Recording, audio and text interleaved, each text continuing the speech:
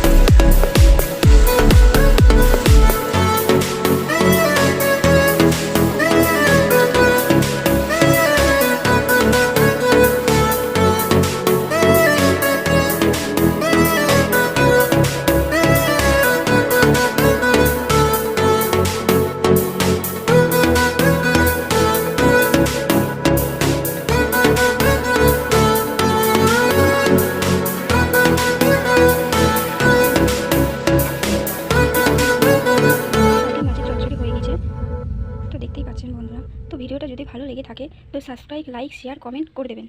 দেখা হচ্ছে নেক্সট ভিডিওতে।